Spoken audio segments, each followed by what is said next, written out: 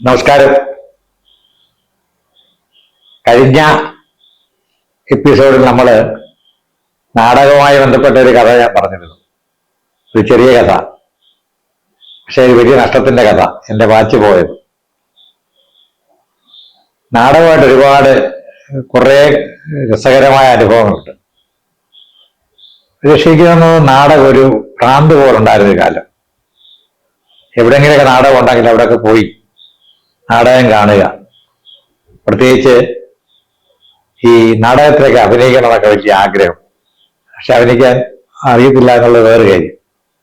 പക്ഷെ എങ്കിലും ഇന്നും അടുത്ത കാലത്താണ് KPSC-യുടെ നിങ്ങളെ കമ്മ്യൂണിസ്റ്റ് ആക്കി എന്ന നാടകം വീണ്ടും കോട്ടയത്ത് വേദിയിൽ അവതരിപ്പിച്ചപ്പോൾ മുഴുവൻ സമയം ഇരുന്ന് കാണാനായിട്ടിടയായി. അതുപോലെ ഞാൻ നിയമസഭാ സാമാജികനായ സമയത്ത് നിയമസഭയിൽ മഹാത്മജിയുടെ ജീവിതത്തിന്റെ അവസാന നിമിഷങ്ങളെ കുറിച്ചൊരു നാടകം, അത് കോഴിക്കോട് തയ്യാറാക്കിയൊരു നാടകമാണ്. അതിമനോഹരമായിട്ട് പുതിയ രംഗസംവിധാനത്തോടെ. നാടകം എക്കാലത്തും, നാടകം പഴയകാല നാടകങ്ങളുടെ ആ ഒരു കാലത്തിൽ നിന്നൊക്കെ മാറി പുതിയ കാലത്തിന്റെ മാറ്റങ്ങളോടെ ആണേലും ഇത് നാടകം ആസ്വദിക്കുന്ന വലിയൊരു തലമുറയാണ്. നാടകത്തിൽ പങ്കെടുത്തവർക്കല്ല, അല്ലെങ്കിൽ പ്രൊഫഷണൽ അല്ല, അമിച്ചർ നാടക സമിതികളുമായി നടന്നവര്, അല്ലെങ്കിൽ നാട്ടിൻപുറങ്ങളിലെ ക്ലബുകളിൽ നാടകം നടത്തിയവർക്കൊക്കെ ഒരുപാട് കഥകൾ തീർച്ചയായിട്ടും ഉണ്ടാകും, എനിക്കറിയാം.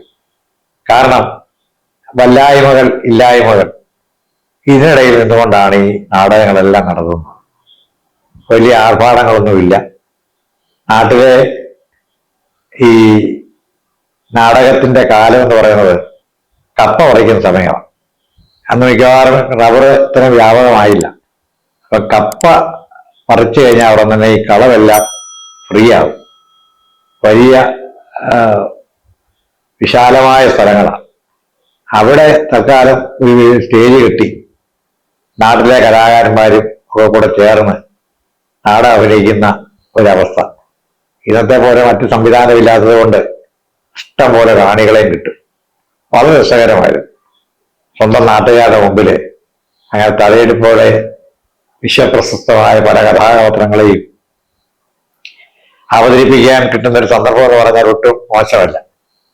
ഇന്നിപ്പോ വലിയ സിനിമാടന്മാരെയൊക്കെ ആരാധനയോടെ നോക്കുന്ന പോലെ അന്ന് ഈ നാടകം കഴിയുമ്പോൾ കുറച്ച് ദിവസത്തേക്ക് നാട്ടിൽ കൂടെ ഒക്കെ പോകുമ്പോൾ ആളുകൾ ആരാധനയോ വിദേഹമാണ് ഇന്നലെ അവതരിപ്പിച്ചത് എന്നുള്ള രീതിയിൽ അതിന്റെ ഒരു സുഖം സത്യത്തില് നന്നായിട്ടുണ്ട്. ഒരു ആരാധനാ മനോഭാവം.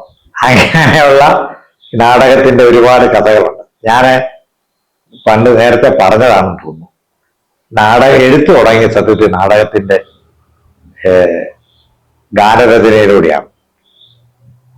ഒരുപക്ഷെ കേരളത്തിൽ ഞങ്ങള് അന്ന് അവതരിപ്പിച്ചൊരു നാടകം കേരളത്തിൽ ഈ മധുവിധു ആദ്യരാത്രി വേദിയിൽ അവതരിപ്പിക്കുന്നതിനൊക്കെ പലരും തയ്യാറാകാത്തൊരു കാലഘട്ടത്തിൽ ഈ നാട്ടിൻപുറത്തെ ഒരു നാടകത്തിൽ അന്ന് സ്റ്റേജിൽ തന്നെ ഞങ്ങളൊരു ആദ്യരാത്രി അവതരിപ്പിക്കാൻ ഓർക്കുകയാണ്.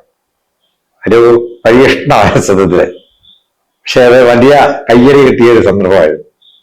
അപ്പൊ അങ്ങനെയൊക്കെയുള്ള ഒരുപാട് അനുഭവങ്ങൾ ഉണ്ട്. അതില് ഏറ്റവും രസകരമായ ഒരനുഭവം നാടകത്തിൽ പങ്കുവെക്കാൻ ആഗ്രഹിക്കുന്നത്, ഈ നമ്മൾ പലപ്പോഴും ശ്രദ്ധിക്കപ്പെടാതെ നടനെയും നടിയെയും മറ്റുള്ളവരെയും എല്ലാം നമ്മൾ ശ്രദ്ധിക്കും.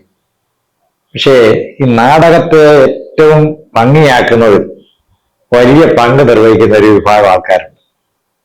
അത് വേറെ ആരുമല്ല, ആ കർട്ടന്റെ സൈഡിൽ നിന്നുകൊണ്ട്, സൈഡ് കർട്ടന്റെ ഇടയിൽ നിന്നുകൊണ്ട് ഈ കയറിങ്ങനെ വലിച്ച് പിടിച്ചങ്ങനെ നിൽക്കും. അന്ന് ഇതിന് വലിയ ശുപാർശയാണ്. കിട്ടാവുന്ന നാട്ടിലെ ആരെ കൊണ്ടെങ്കിലും സമിതിയിലെ ആൾക്കാരെ കൊണ്ട് ശുപാർശ ചെയ്യും. കാരണം ഇതൊരു വലിയ അഭിമാനമാണ്. അപ്പൊ ഇടയ്ക്ക് ഇത് പിടിച്ചു നിൽക്കുന്നവൻ ഈ സൈഡ് കട്ടറിന്റെ ഇടയിൽ ഓഡിയൻസിനെ നോക്കും. ഞാനാണ് ഇതിന്റെ പുറകിലുള്ള കഥാപാത്രം, എന്റെ കയ്യിലാണ് ഇതിന്റെ ചരട്, ഇതിന്റെ കടിഞ്ഞാൺ എന്റെയിലാണ് എന്നൊന്ന് ബോധ്യപ്പെടുത്തുക എന്നുള്ള ചെറിയൊരു സ്വകാര്യമായ ഒരു സന്തോഷം. അപ്പൊ അങ്ങനെ ഇടയ്ക്കിടയ്ക്ക് തല പുറത്തോട്ടൊന്ന് കാണിക്കും. അപ്പോൾ നാട്ടുകാർക്ക് മനസ്സിലാവും ഇവനാണ് കട്ടന്റെ പുറകിലുള്ളത്. അപ്പൊ ഇതിനു വേണ്ടി വലിയ ശുപാർശയാണ്. അങ്ങനെ നമ്മുടെ രണ്ട് സുഹൃത്തുക്കള് ഞങ്ങളുടെ ഒരു നാടകത്തില്, ഈ നാടകത്തില് ഏറ്റവും പ്രധാനപ്പെട്ട ഒരു കാര്യം കൃത്യമായി പറഞ്ഞു കൊടുത്തിരുന്നു. നാടകം അവസാനം വില്ലനെ കുത്തി കൊലപ്പെടുത്തുകയാണ്. അങ്ങനെയാണ് നാടകം അവസാനിക്കുന്നത്. അപ്പൊ എല്ലാം പറഞ്ഞ് സെറ്റ് ചെയ്തു. ഈ പുറത്തൊഴിക്കാനുള്ള ചുവന്ന മഷിയും കാര്യങ്ങളും ഒക്കെ റെഡിയാക്കി കടാര, ഈ അകത്തോട്ട് പോകുന്നൊരു കടാരയുണ്ട്, അകത്തോട്ട് തള്ളിയാൽ മുറിവേൽക്കുകയില്ല, അത്രയും കടാരയാണ് ഇതുകൊണ്ടാണ് കുത്തുന്നത്. അപ്പൊ ഈവൻ ഈ വില്ലൻ കമന്ന് കിടക്കണം, മറ്റവൻ കുത്തുന്നു. മൂന്നാമത്തെ കുത്തോടുകൂടി കർട്ടൻ ഇടണം. ഇതെല്ലാം പറഞ്ഞ് സെറ്റ് ചെയ്തു. ഒക്കെ കൈയെല്ലാം തന്നു, റെഡിയാണെന്ന് പറഞ്ഞു.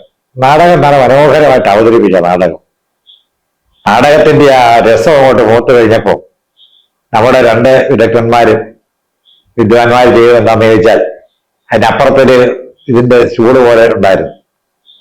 കുറെ നേരമായിട്ട് പിടിച്ചോണ്ട് നിൽക്കുകയല്ലേ, 2-2.5 മണിക്കൂറായിട്ട്. അപ്പൊ അതൊക്കെ സൈഡിലങ്ങ് കെട്ടിയത് ഈ ഒരുതരം അഴിക്കാൻ കുരുക്കുള്ള പോലുള്ള കെട്ട്. നാടകത്തിന്റെ അവസാന രംഗമാകുന്നു. അങ്ങനെ വില്ലനെ കുത്തി സ്റ്റേജിലിടുകയാണ്. ഒന്നാമത്തെ കുത്ത്, രണ്ടാമത്തെ കുത്ത്, കർട്ടൻ അനങ്ങുന്നില്ല. അപ്പൊ ഇവിടെ രണ്ടുപേരും കൂടെ പണ്ടൊരു സിനിമയിൽ ഓർക്കുന്നുണ്ടായിരിക്കും, മന്ദാകിനി എന്ന് പറയുന്ന നടിയെ കാണാതെ പോയപ്പോ മന്ദാകിനിയെ വിളിക്കുമ്പോ അടിയിൽ കൂടെ തുറന്നിട്ട് സ്റ്റേജ് തകർത്ത് രക്ഷപ്പെടുന്ന ഒരു പഴയ സിനിമ ഞാൻ ഓർക്കുന്നുണ്ട്. എന്ന് പറഞ്ഞതുപോലെ ഇവിടെ കയ്യും കാര്യം ഒക്കെ സൈഡിൽ നിന്ന് കാണിക്കുന്നുണ്ട്. പക്ഷെ വില്ലൻ കവന്നാ കിടക്കുന്നത്, അവനിതൊന്നും അറിയുന്നില്ല. മൂന്നാമത്തെ കുത്ത് പുള്ളി പ്രതീക്ഷിക്കുന്നു, അത് കഴിഞ്ഞ് എഴുന്നേക്കാവില്ല, കർട്ടൻ ഇട്ട് കഴിഞ്ഞു. പക്ഷെ മൂന്നാമത്തെ കുത്തായപ്പോഴും നമ്മുടെ കർട്ടന്റെ സൈഡ് കർട്ടൻ അഴിച്ചു മാറ്റിയില്ല. മൂന്നാമത്തെ കുത്ത് കഴിഞ്ഞു. ഇതൊന്നും അറിയാതെ നമ്മുടെ വില്ലൻ, മരിച്ചുപോയ വില്ലൻ ചാടി എഴുന്നേക്കാണ് ഓഡിയൻസ് മുമ്പിൽ. നിങ്ങളൊന്ന് ആലോചിച്ച് നോക്കണം എന്തൊരവസ്ഥയായിരുന്നു. ഒരുപക്ഷെ രാഷ്ട്രീയത്തിലൊക്കെ വന്നിട്ട് കൂകുവിളിയെ കേട്ടിട്ടുണ്ടെങ്കിലും ഇത്രയും മനോഹരമായ, താളനിബദ്ധമായ, ഇത്രയും ആത്മാർത്ഥമായി കൂടിയത് അന്നത്തെ നാടകത്തിന്റെ അവസാനത്തെ രംഗത്തിലായിരുന്നു. കാരണം മരിച്ച വില്ലൻ എഴുന്നേറ്റിരിക്കുകയാണ്. കാരണം അതൊന്നും ഉൾക്കൊള്ളാൻ പറ്റുന്ന ഒരു മാനസികാവസ്ഥയല്ല നാടകത്തെ നാടകമായി കാണുന്ന, അല്ലെങ്കിൽ അതിന്റെ അവരെല്ലാവരും ലയിച്ചിരുന്നവരാണ്. പക്ഷേ ഇത് വലിയ രസകരമായ അനുഭവമായിരുന്നു. പക്ഷെ എന്ത് ചെയ്യാം, എങ്കിലും ഞങ്ങളുടെ നാട്ടുകാര് ചെരുപ്പൊക്കെ കയ്യിലുണ്ടായിരുന്നായിരിക്കുമെന്ന് അങ്ങനെയുള്ള അപകടങ്ങളൊന്നും വരുത്തിയില്ല. കൂവി കൂവി ഞങ്ങളെ ഒന്ന് കളിയാക്കിയതിന് അപ്പുറത്തേക്ക് വേറൊന്നും സംഭവിച്ചില്ല. നാടകം ഒരുപാട് അനുഭവങ്ങൾ എന്റെ ജീവിതത്തിൽ കൊണ്ടുവന്നിട്ടുണ്ട്. ഈ ഇതുപോലെ തന്നെ നാടക സഭയുടെ ഒരുപാട് നാടകങ്ങൾക്ക് പിന്നീട് ഞാൻ പാട്ട് എഴുതേണ്ടി വന്നിട്ടുണ്ട്. അതൊരു സന്ദർഭമായിട്ട് എനിക്ക് കിട്ടി. അതിൽ നിന്നാണ് സത്യത്തിൽ എന്റെ ഉള്ളിൽ എവിടെയോ ഒരു എഴുത്തുകാരനുണ്ട് എന്ന് എന്നെ ആദ്യം സത്യത്തിൽ ബോധ്യപ്പെടുത്തിയത് മറ്റാരുമല്ല, എന്റെ നാട്ടിലെ എന്നോടൊപ്പം അന്ന് ഉണ്ടായിരുന്ന എന്റെ പ്രിയപ്പെട്ട സുഹൃത്തുക്കൾ. ഞാൻ എഴുതുന്ന കവിതകൾ അല്ലെങ്കിൽ നാടകത്തിലെ ഗാനങ്ങൾ കൊള്ളാം എന്ന് പറഞ്ഞ് എന്നെ പ്രോത്സാഹിപ്പിച്ച അവരാ. ആ പ്രോത്സാഹനമാണ് പിന്നീട് പോയിന്റ് സാറിന്റെ ഭാഷയിൽ പറഞ്ഞാൽ തോന്നിയാക്ഷരങ്ങളായിട്ട് പിന്നീട് കുറിക്കാനും കുറെ കവിതകൾ എഴുതാനും ഇടയായതെന്ന് ഞാൻ ഓർക്കുകയാണ്. അങ്ങനെ സത്യത്തിൽ ഒരു സ്വല്പ സാംസ്കാരിക പ്രവർത്തനത്തിന്റെയും സാഹിത്യ പ്രവർത്തനത്തിന്റെയും ഒക്കെ ആദ്യത്തെ ബാലപാഠശാല എന്റെ നാട്ടിലെ പണ്ട് കപ്പയിട്ടിരുന്ന ആ തൊടിയിൽ അന്ന് വളച്ചു കെട്ടി ഉണ്ടാക്കിയ താൽക്കാലികമായ വേദിയിൽ അവതരിപ്പിച്ച നാടകങ്ങളുടെയൊക്കെ പിന്നിലെ ആ ഒരു ഗാനരചനയിലൂടെയാണ് എന്നുള്ളത് ഞാൻ ഓർക്കുകയാണ്. അടുത്ത കാലത്തും എൻ്റെ ഒരു സുഹൃത്ത് ഭൂതകാലമേനിൻ പട്ടടക്കാട്ടിലൂടെ ഒറ്റയ്ക്ക് ഞാനിതാ പാണ്ഡവം പേറി പോകുന്നു എന്ന് പറഞ്ഞ് ഉള്ള അതിനകത്തൊരു അശരീരി ഗാനം ഈ വർഷങ്ങൾ കഴിഞ്ഞിട്ടും എന്നെ കണ്ടയുടനെ ഒരുപാട് കാലത്ത് ശേഷം കണ്ടതാണ്. ഇതൊക്കെ ഓർക്കുന്നുണ്ട് വേലാതായെന്ന് ചോദിച്ചപ്പോൾ സത്യത്തിൽ എനിക്ക് എൻ്റെ കണ്ണ് നിറഞ്ഞു പോയി. കാരണം ഇതൊക്കെ ഇന്നും ആസ്വദിക്കുന്നല്ലോ എന്ന്. അതൊക്കെ എത്രയോ നല്ല പാട്ടുകളൊക്കെ പിന്നീട് വന്നു, എങ്കിലും അതൊക്കെ ഓർക്കുന്നല്ലോ എന്നുള്ളത് ഞാൻ ഓർക്കുകയാണ്. എൻ്റെ നാട്ടുകാരനായ മറ്റൊരു എഴുത്തുകാരൻ CC ചമ്പക്കര, അദ്ദേഹം ഒന്ന് മറ്റൊരു നാടകവുമായി ബന്ധപ്പെട്ട് എഴുതിയ ഒരു മനോഹരമായ മറ്റൊരു പാട്ട് ഞാനിപ്പോൾ അദ്ദേഹത്തോട് കാലമുഴക്കം മുള്ളൂ. ഇപ്പോഴും എൻ്റെ തൊട്ടയൽവാസി കൂടിയാണ്. അദ്ദേഹത്തെ അത്ര മനോഹരമായ രീതിയിൽ എഴുതുന്ന ഒരുപാട് ആളുകൾ, നന്നായി അഭിനയിക്കുന്നവരൊക്കെ നമ്മുടെ നാട്ടിൻപുറങ്ങളുണ്ടായി. പക്ഷെ ഇന്നതെല്ലാം അസ്തമിച്ചു പോകുന്നു. ക്ലബ്ബുകളില്ല, ക്ലബ്ബുകളിൽ വരാൻ ആളുകൾക്ക് താല്പര്യമില്ല. വൈകിട്ട് എന്താ പരിപാടി എന്ന് ചോദിക്കുന്ന മോഹൻലാലിന്റെ ചോദ്യം പോലായി പോവുകയാണ് നമ്മൾ. സത്യത്തിൽ നമ്മുടെ നാടിന്റെ സാംസ്കാരികതയെ, നമ്മുടെ നാടിന്റെ കൂട്ടായ്മയെ, ജാതി മത വർഗ ഭേദങ്ങൾക്കൊക്കെ അപ്പുറത്ത് ഒരുമിച്ച് ചേർത്ത് പിടിച്ച ഒരു നാട്ടിലെ കലാകാരന്മാർക്ക് വേദി ഒരുക്കി കൊടുത്ത ഒരുപാട് സന്ദർഭങ്ങൾ നമ്മുടെ നാട്ടിലെ ക്ലബ്ബുകൾ, സത്യം അതൊക്കെ വീണ്ടും പുനർജനിച്ചു വരണമെന്ന് ഞാൻ ആഗ്രഹിക്കുകയാണ്.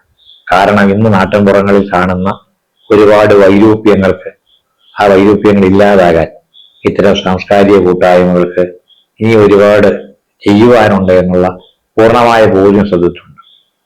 ജനപ്രതിയായിരുന്ന കാലത്ത് ഇടപെട്ട കാര്യം, ക്ലബുകൾക്ക് യഥാർത്ഥത്തിൽ ഈ സൊസൈറ്റികളൊക്കെ പലപ്പോഴും ഈ നമ്മുടെ 56 ആക്ടും പ്രകാരം, 1956 ആക്ടും പ്രകാരം അതിന് പിന്നീട് ഒരുപാട് പിഴ വരുമായിരുന്നു. ഇതിന്റെ പൈസ കൃത്യമായ കണക്ക് കൊടുത്തില്ല. അന്ന് അന്നത്തെ മന്ത്രി ശ്രീ കടന്നപ്പള്ളി രാമചന്ദ്രനെ അദ്ദേഹത്തെ കണ്ട് ഈ ക്ലബുകളുടെ ഈ പരിമിതി പറഞ്ഞപ്പോൾ ഒരു വൺ ടൈം ആയിട്ട് ഒറ്റത്തവണയായിട്ട് ഗവൺമെന്റ് ഉത്തരവിറക്കി കൊടുത്ത് ഒരുപാട് ക്ലബുകളെ സഹായിച്ചതിന് ഓർക്കുക. ഇതൊക്കെ എന്നെ പ്രയോജനം നൽകിയ യഥാർത്ഥത്തിൽ നാട്ടിൻപുറത്തുണ്ടായിരുന്ന പഴയ നമ്മുടെ ക്ലബുകളും വായനശാലകളും ഒക്കെയാണ്. അപ്പൊ അതൊക്കെ ഇനിയും കുറെ കൂടെ സജീവമാകേണ്ട ഒരു കാലത്തിലാണ്. കാരണം പൊതുവിടങ്ങൾ നഷ്ടപ്പെടുന്നു എന്ന് ആവർത്തിക്കാൻ ഇഷ്ടമില്ലെങ്കിലും പറയാതിരിക്കാൻ കഴിയില്ല. ഒരുമിച്ച് ചേരാനുള്ള ഇടങ്ങൾ നമുക്കില്ലാതെ പോകുന്നു എന്ന് പറയാതിരിക്കാൻ കഴിയില്ല. നാടകവും കഥയുടെയും കവിതയുടെയൊക്കെ അരങ്ങുകൾ ഇന്ന് ഒഴിഞ്ഞു പോകുമ്പോൾ ആ ഒരു ദുഃഖം പങ്കുവെക്കാതിരിക്കാൻ കഴിയില്ല.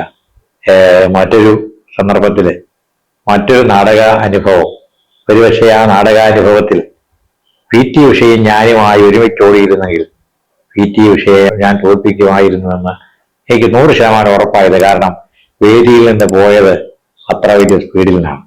വേറെ ഒന്നല്ല, നമ്മുടെ ഈ പട്ടാമ്പിക്ക് നിന്ന് മേലെ പട്ടാമ്പിയിലേക്കുള്ള എൻ്റെ ഓട്ടം, ആ ദൂരെ ഓടിയത് ഞാനിപ്പോഴും എൻ്റെ സ്മരണയിലുണ്ട്. അത് മറ്റൊരു നാടകത്തിന്റെ മറ്റൊരു കർട്ടൻ നമുക്ക് പൊക്കാം. ആ കർട്ടൻ പോകുമ്പോൾ എൻ്റെ ആ ഓട്ടത്തിന്റെ കഥ ഞാൻ നിങ്ങളോടൊപ്പം പങ്കുവെക്കാം.